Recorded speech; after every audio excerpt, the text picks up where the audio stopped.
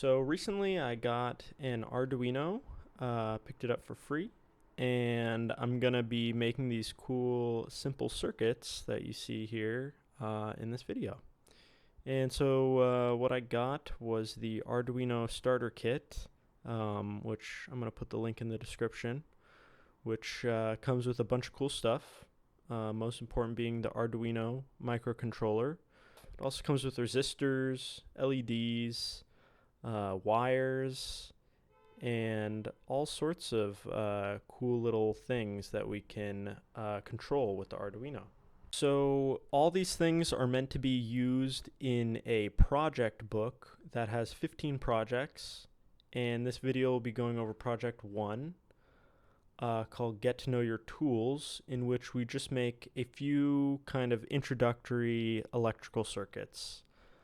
So I don't really have a super strong background in electrical stuff. So this will be a good learning experience for me. And the book gives an analogy to an electrical current as a rock slide, where we have kind of the rocks falling as kind of being the current. How far they're falling is kind of like the voltage, and the things in the way slowing the rocks down is kind of like resistance. And that's not technical at all, but I think that's all we need to complete these simple circuits. And if we want to do get like a little bit of a deeper understanding, that analogy kind of breaks down to Ohm's law, which is that voltage equals current times resistance.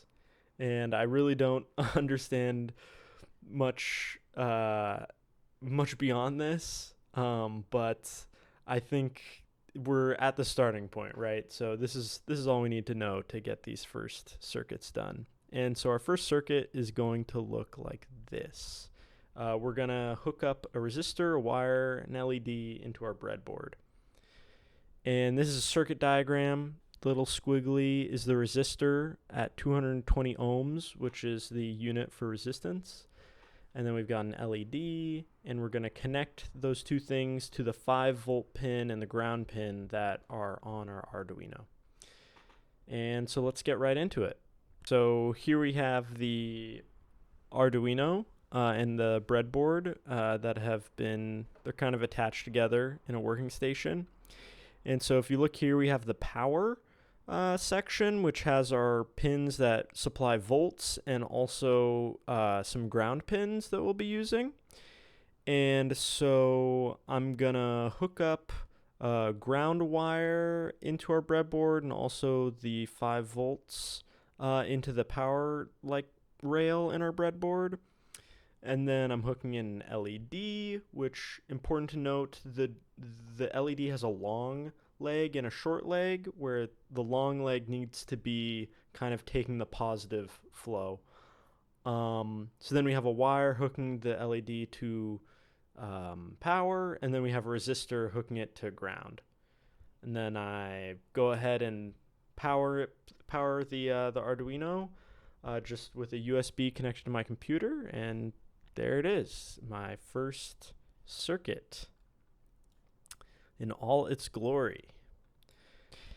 And so then the next circuit I accidentally skipped, but it was basically the same thing except we added in a button. And I skipped that and on accident, and went straight ahead to making the circuit with 2 buttons, and we called this the book called it a series circuit, where basically we'll have to press both buttons to get the LED to shine. And so here I am making that.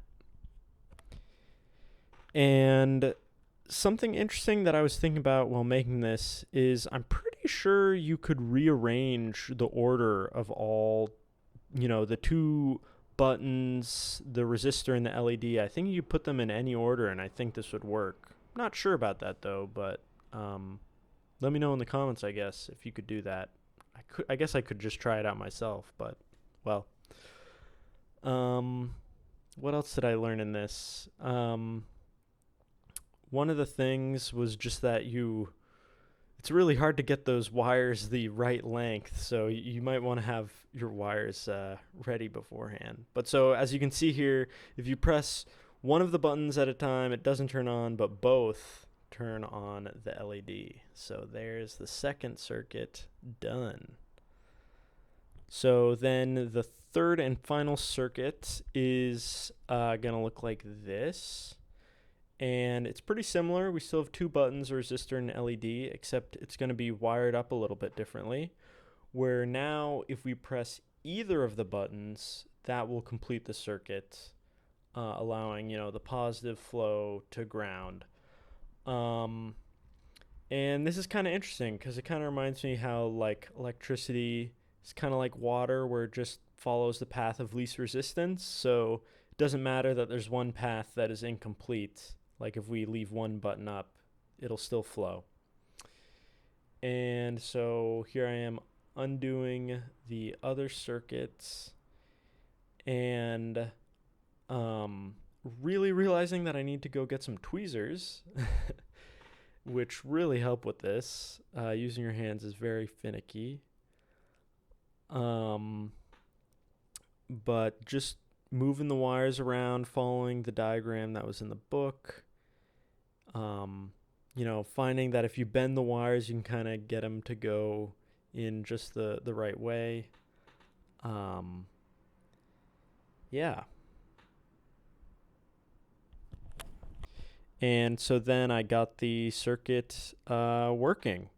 And so if you press either button, the light turns on. And that's it for project 1. So, bye.